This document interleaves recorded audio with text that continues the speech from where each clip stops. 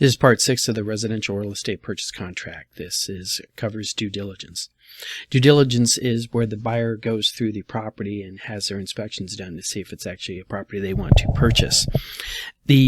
Remember that this contract is written as an as-is, where-is contract. So the seller upfront is not guaranteeing that they're going to repair anything or that everything is going to be working. They still have to disclose, what they know about the property. But this is the point in the contract where the buyer gets to go in there with their inspections and see what it is exactly that they're buying, so they are not purchasing a lemon.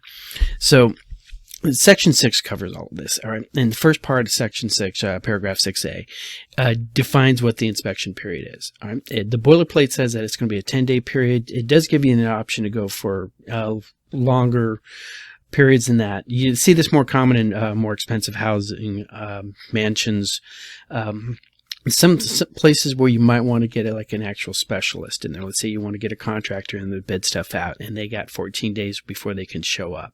So or getting a quote on certain things. It's not uncommon to write in more than 14 days or more than 10 days on this, but the sellers and the seller's agent are going to have questions when this comes across. So during the time period where we're having really slow turnaround times and inspections, I used to write 15 days in here. Some sellers were completely okay with that. Some sellers would absolutely hit the roof and go, why do you need that much time? Couple reasons on that. One, sellers are concerned you're going to find something. And they think if you have more time to look for it, you're more likely to find it. One of the other reasons is that you will see wholesalers. And remember, a wholesaler is an individual who's not intending on actually buying the house themselves, or they're intending on getting it under contract and selling the contract to a third party. This 10-day inspection period is generally where most wholesalers will try to get their house under contract. They will use these 10 days to show the house, basically, to potential investors. So if you're sitting there and you're looking at an inspection period that, let's say, is 30 days or something like that, they're almost trying to get the entire escrow period under a due diligence thing. That's a serious red flag. So don't be concerned if you see people writing in extra days on 10, but take a really good look and have a conversation with them. Hey, why do you feel like you need it? If they come back and say my favorite home inspector is not going to be available, inside of 10 days, or the buyer's parents aren't going to be available during the 10 days, that's an acceptable answer. So during this time period, going on in the rest of this, the buyer, and at the buyer's expense, they can't ask the seller to pay for anything, is going to conduct any other physical, environmental, other types inspections and investigations to determine the value and condition of the premises. If they want to talk to government agencies about zoning issues, if they want to talk to insurance agents, architects, the contractors we're talking about, this is a time period they do it in. There are also any codes that they're worrying about, any fire, health, safety codes, anything else along these lines, this is their time period, right? Verify anything that you read off the MLS, right? A lot of times, agents, when they put a property on the MLS, they're literally copying an older listing on it, and that could be 5, 10, 15 years old. So if you're very concerned that you want to be in a certain school district and the MLS tells you that it's in that school district, this is the time period where you verify, hey, yeah, I'm still going to be able to send my kids to the school district I want. Once again, we have another line in here talking about sex offenders and diseases and AIDS and all that other good stuff that cannot be disclosed, or can be disclosed but doesn't need to be volunteered. This is the paragraph where it's like, hey, buyer, this is on you. Make sure you're looking into it. There's also some boilerplate in here about the buyer's not going to allow any liens to happen to the property. They're going to pay any vendors that they come in there to inspect the property. They're also going to hold the seller harmless for any liability claims or damages and costs that the buyer might come up because of the condition of the house. And this buyer is also going to provide the seller and brokers copies of any inspection reports. All right, so the home inspection that the buyer is getting on this, they're going to provide this to everybody, including the seller. All right, so if the buyer comes back and says, well, we found issues, the seller says, show me, the buyer is supposed to have already sent the home inspection over, and it'll be written out on that. So there's another line in here at the bottom where it says, buyers advised to consult the Arizona Department of Real Estate buyer buyer advisory to assist in buyers' due diligence inspections and investigations. That is a very, very handy document to have. If you're one of my clients, I hand that to you the first time you see it. It's in a little package with a folder that I send over to you that has all of these documents, including the contract, and the buyer advisory is always included on that. I will include a link to this in the show notes below on this particular one, so you can sit there and look at it yourself. Now, due diligence section on this has a lot of bold, capitalized wording. All right, remember, when it's bold, when it's capitalized, when it's italicized, this is a contract yelling at you. All right. Square footage is the first one they cover. All right. Any reference to the square footage in the premises, both in real property and improvements thereon, is approximate. All right. If square footage is a material matter to the buyer, it must be investigated during the inspection period. The appraiser is also going to tell you what they think the square footage is. But if there is something that's a major concern to you, this is a time for you to do it. Case in point on these things, in certain counties, you can't have horses on anything less than a full acre.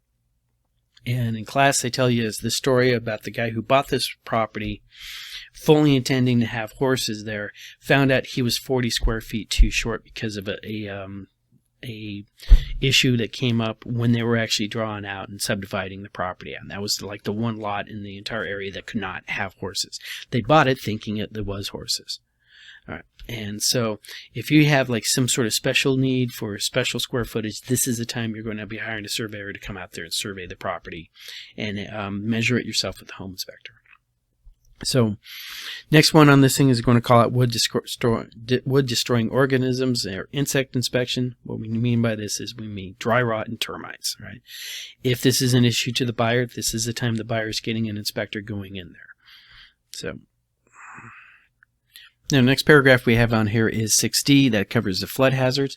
Believe it or not, even though we are in a desert, we do have flood zones and areas in this in the city and the surrounding areas. You do not necessarily need to be right next to New River or the Salt River or anything like that to be considered in a flood zone. And as Anthem has shown us, this does happen. So during this time period, this is the buyer's responsibility during here to figure out whether or not they're in a flood zone. There are FEMA maps that you can find online with just some really quick Google foo. When you were calling during this time period to see if you can get insurance, and we're going to cover this on the next paragraph, your insurance agent will be able to search for you and tell you whether or not you're going to require flood insurance. Your lenders will require it as a part of the loan agreement. So this is the time period when this comes up, and the zoning moves. So the person you buying the house from might not realize they are suddenly in a flood zone. Or they might think they're in a flood zone and it's no longer in a flood zone. So that's 60. This covers that. Let's go down to the next page. This is the insurance thing. If one of the homework assignments that the buyer is doing during this time period is that they are actually calling up with their insurance agency, figuring out what the quote is going to be. Escrow is going to need that information to close. This is your time period where you can find out whether or not you can actually insure the property. Some property will not be insurable, mostly because of roofs. Some insurance agencies won't do particular breeds of dogs. So if you're running around with your 3 bull mastiffs and stuff like that, and your insurance company that you want to go with, because they're great on your car insurance, won't cover your homeowner's insurance. This is that time period you need to find all this out. So the next paragraph after that is a sewer or on wastewater treatment system.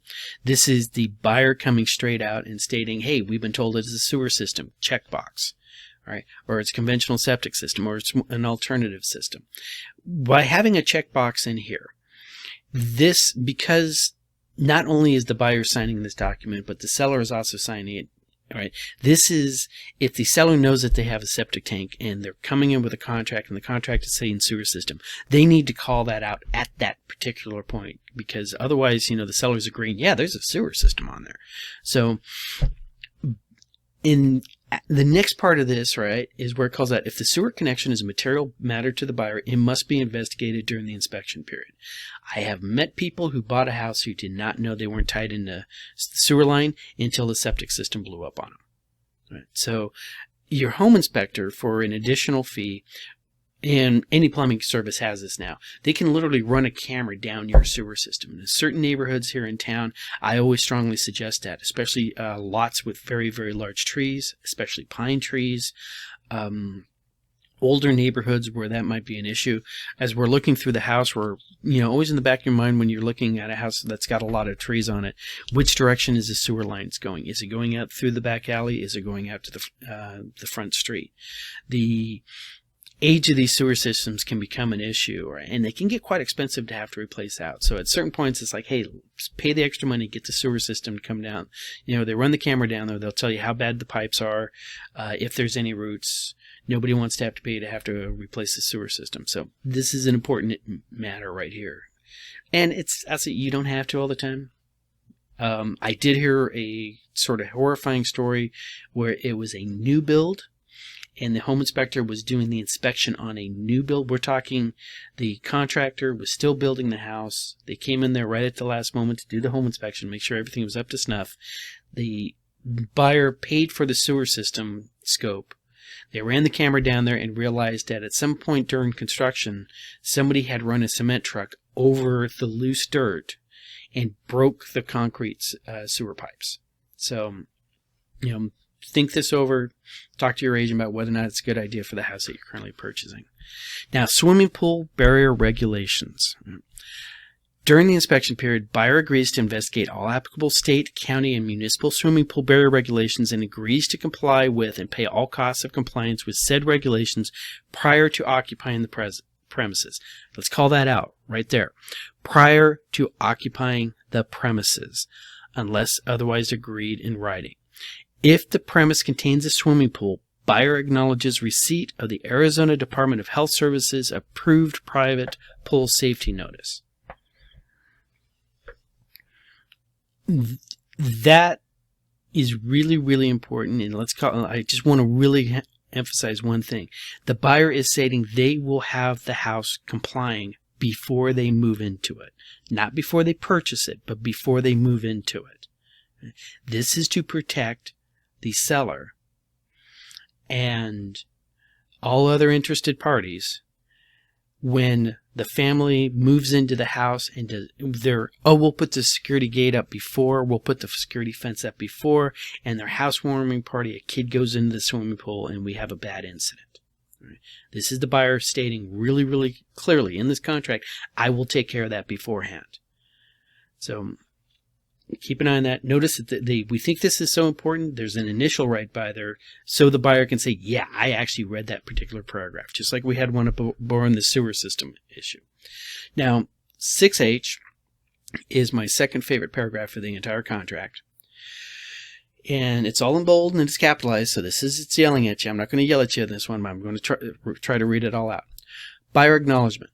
Buyer recognizes, acknowledges, and agrees that brokers are not qualified nor licensed to conduct due diligence with respect to the premise or the surrounding area. Buyer is instructed to consult with qualified licensed professionals to assist in buyer's due diligence efforts. Because conducting due diligence with respect to the premise and the surrounding area is beyond the scope of broker's expertise and licensing, buyer expressly release and hold harmless brokers from liability for any defects or conditions that should have been discovered by inspection or investigation.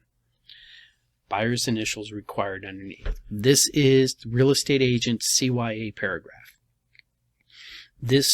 Remember, I've said this before. The reason why this contract exists, every line in here is written in blood, sweat, tears, and lawsuits. And this thing is written by real estate agents for real estate agents. So that particular paragraph in there is to make sure that the real estate agent does not get sued, months after the closing when a buyer discovers something and tries to convince a jury or a judge. The real estate agent should have known about that. The real estate agent should have informed me about this particular issue and did not. Because of that, I took a loss and now pay me. So real estate agents are not the brightest people on the face of the earth. Seriously. We don't get contracting classes. We don't have plumbing skills. We can't look there. We're not trained in any way, shape, or form in any of our training classes how to inspect a house, how to look at a breaker box and say, okay, yeah, that's a good breaker box, or oh no, that's a bad breaker box. We do pick up stuff over time, osmosisly, listening, looking at home inspections, reading home inspections, talking to home inspectors while they're doing this stuff. So we can pick out a lot of things, but we don't know everything. So that's the reason why this paragraph is never, ever, ever fully rely on the judgment of your real estate agent, any real estate agent, including me, if we look at an issue and say, oh yeah, that's fine, or oh no, that's bad. That's what home inspectors are for. They're trained to do this kind of stuff. So that's the reason for that paragraph right there. Inspection period notice. This is paragraph 6I. All right. At the end of this whole thing, we've done our inspection period. We're getting close to the end of the 10-day period. We, on the buyer side, send over to the seller a document. And this document is called a Binzer, Buyer Inspection Notice and Seller's Response Form. It is a document where the buyer is saying one of three things about the property. Right.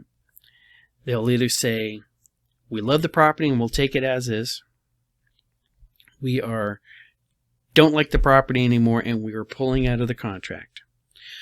Or the third one, we found a couple things in the property and we'd like you, the seller, we're giving you the opportunity to correct these things. Let me show you this document real quick.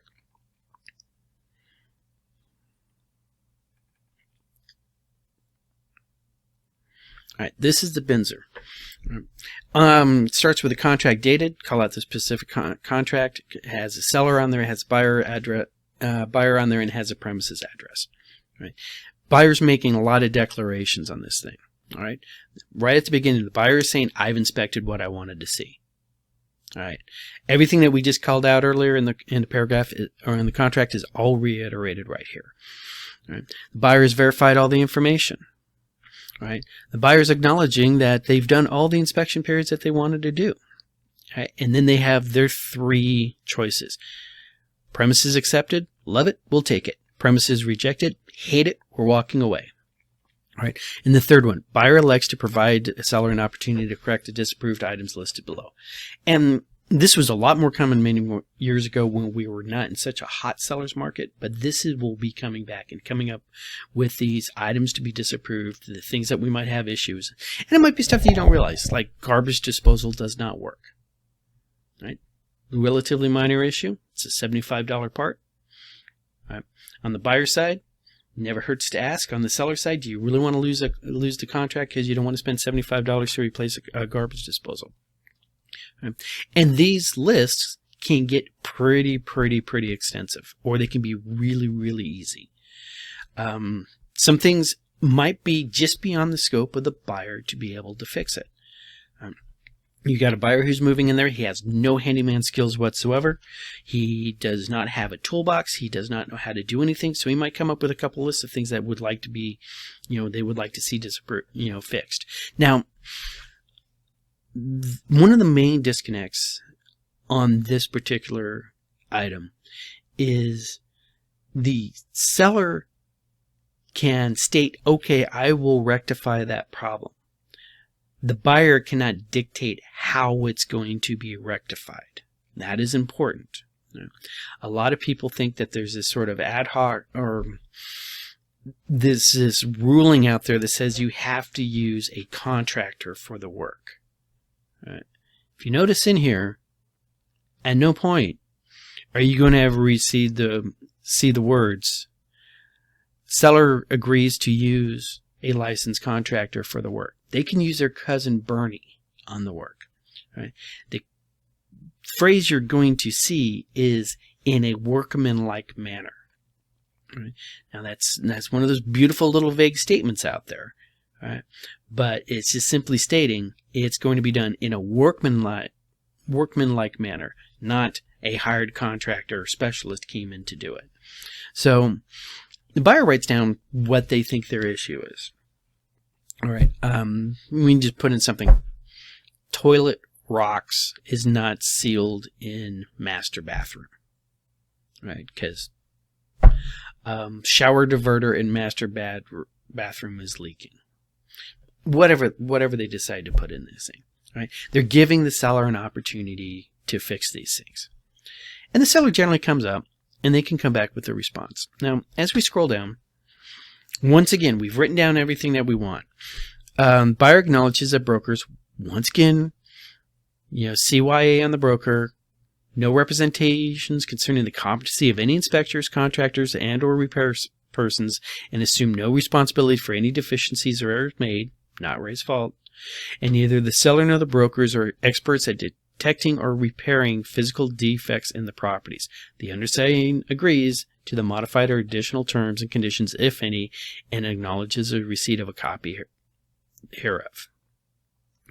Buyer signs. Now, they also have this ability in here. If you get the buyer, and we have buyers come across this all the time. I don't have a home inspection. I'm an expert in housing.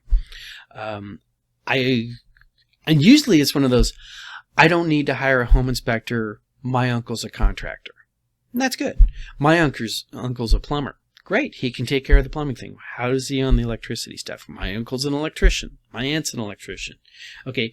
She may be an electrician, but does she know roofs? Right. But the buyer does have an option to waive the inspection, right? And this is the thing right here. This is another CYA. This is the buyer calling out. And it says these magic words, by acting against a broker's advice, right there. Right. And I always joke about this with my clients. If you're going to do something and you really get to do it, I'm going to tell you not to. And if you decide you're going to do it anyways, I'm going to put a piece of paper in front of you that says, Ray told me not to do this, but I'm going to do it anyways. All right. This is the piece of paper that you're going to say you're going to do it anyways. All right.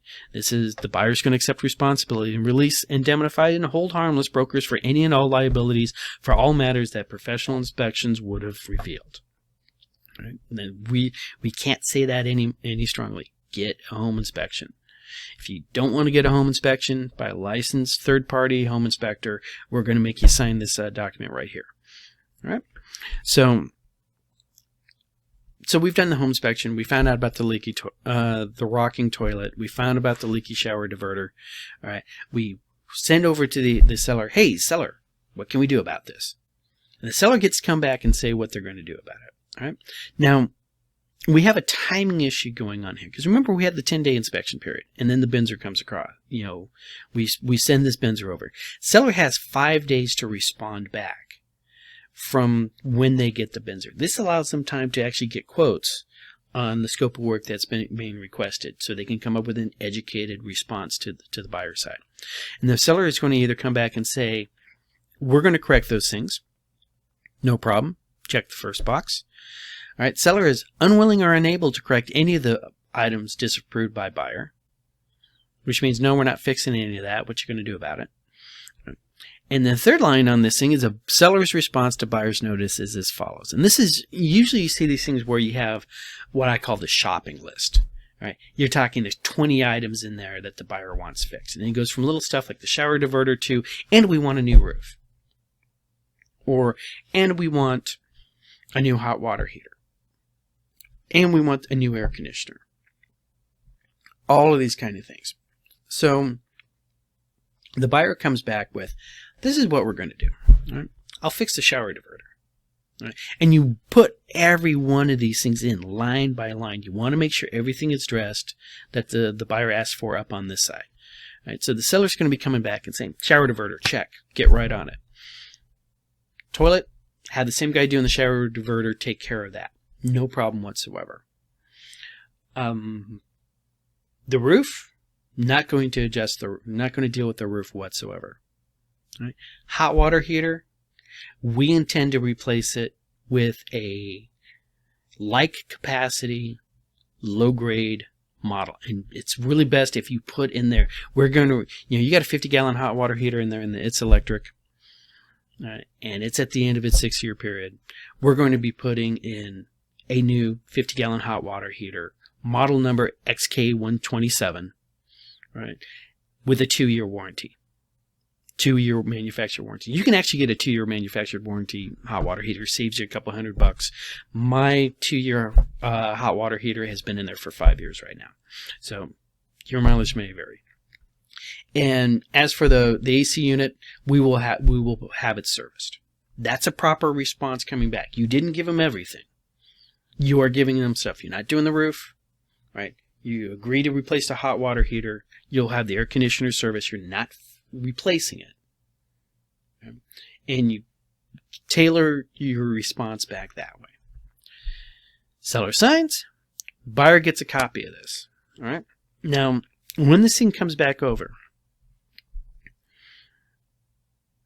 the buyer gets one or two choices. Now, this is if they didn't say, okay, we'll do everything. Buyer can elect to cancel the contract. No, we really want a new roof. We're walking out. Or the buyer gets to accept the seller's response. Right? It is a either or conversation on this one. Right? You don't actually, per this contract, you don't even actually get to come back and say, hey, how about we're okay with the hot water heater or in whatever. So don't worry about that anymore. How about you really do the air conditioner? That kind of stuff. You don't get we're not, let's make a deal over here at this point. Now, you are negotiating. Your two real estate agents should be talking. Before this thing gets over, the buyer's agent should have called the seller's agent up and said, hey, this is what we're looking at. What do you think? Right? But this is the response back. Seller accepts, buyers accepts the response, or the buyer elects to cancel the contract. That's it for the Binzer. Now, going back over here to the contract, everything that I've just told you pretty much is covered in 6J. This is more written out. Right? There are a couple of things that aren't actually in the Binzer, right? But it will have the buyer's notice, buyer's canceling the contract, right? Did the inspection, cancel contract. There are things that the buyer needs to do at that point. The buyer needs to specify why they are canceling. Roof is shot. We don't want to buy a house with a bad roof. Done. Right?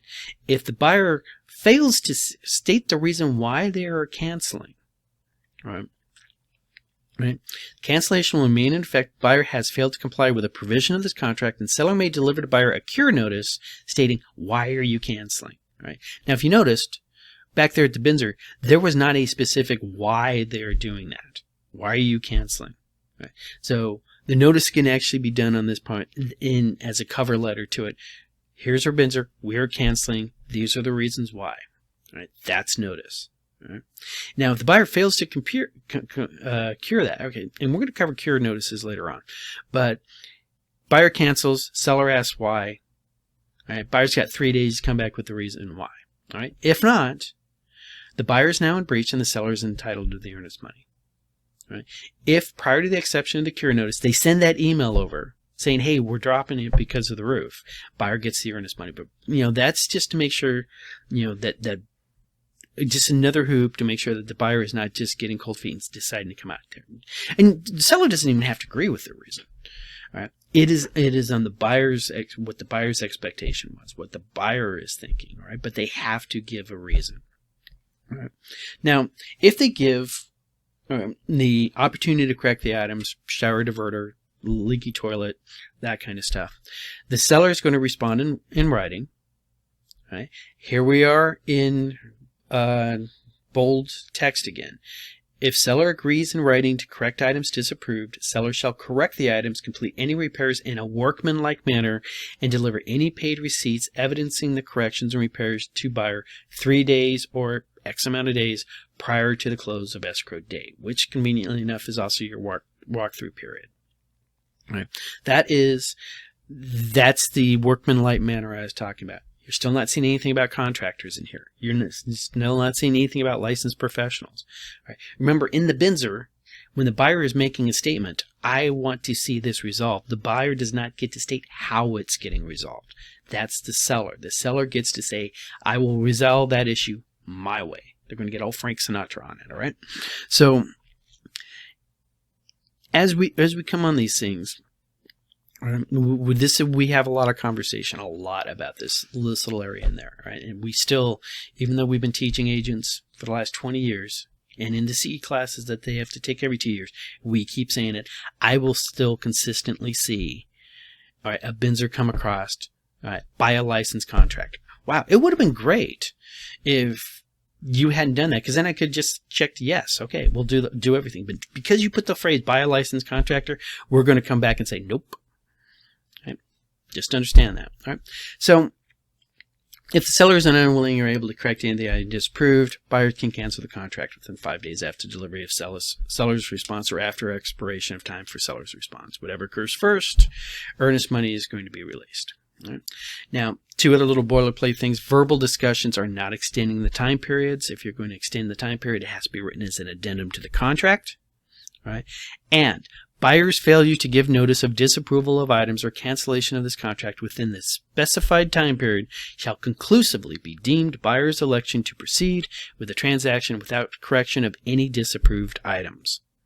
Right. You have 10 days. Use your 10 days, right? You do not get to take 11 days. You do not get to take 12 days.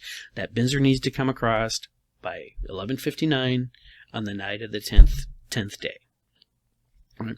If not, you have effectively waived your due diligence period. Now, the rest of this section, due diligence, is buyer and seller advised to investigate home warranties. If the buyer wanted to buy a home warranty, if the seller wanted to give him a home warranty, it's written in the contract that the buyer gets to put it in right here at the end.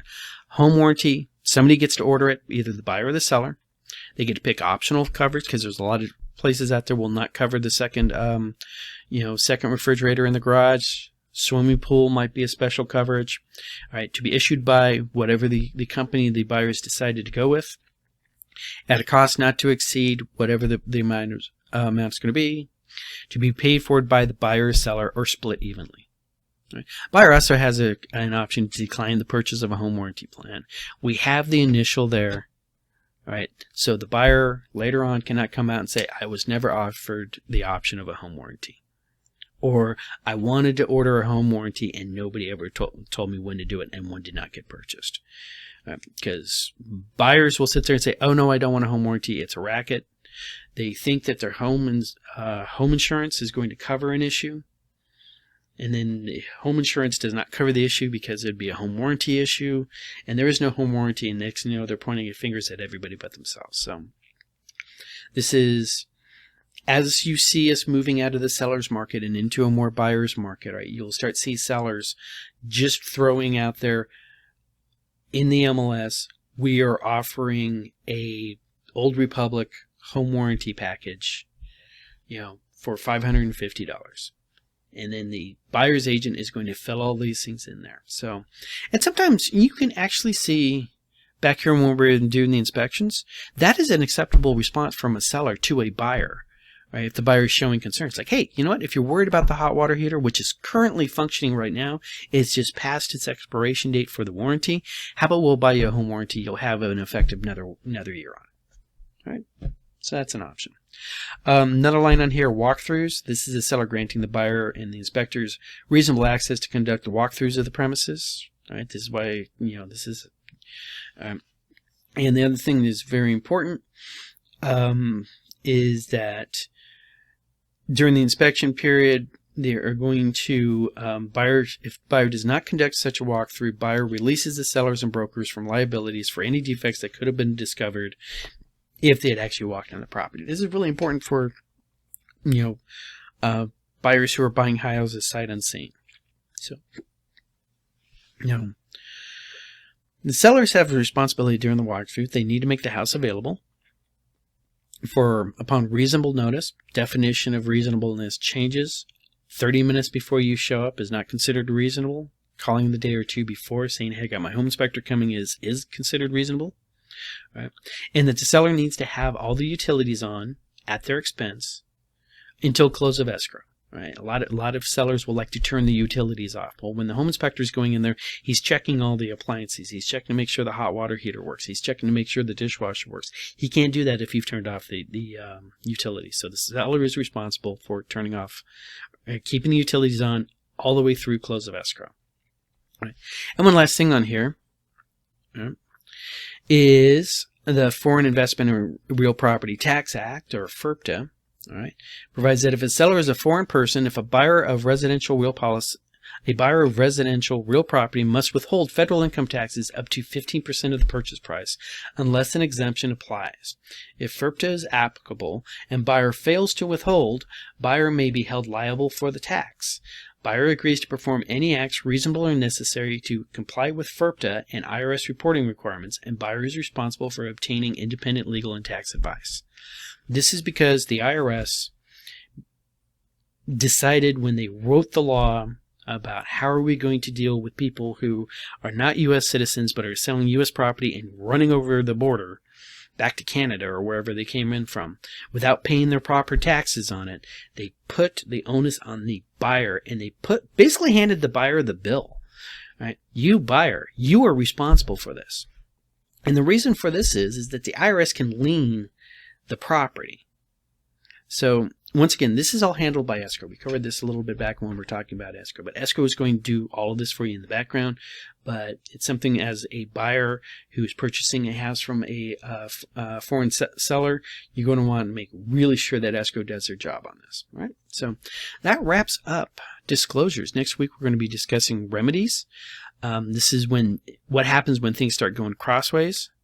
Right. We're going to discover about cure periods, breaches, dispute resolutions using the process we have, things that are considered an exclusion, and who pays when somebody wins or loses. So this is the end of Section 6.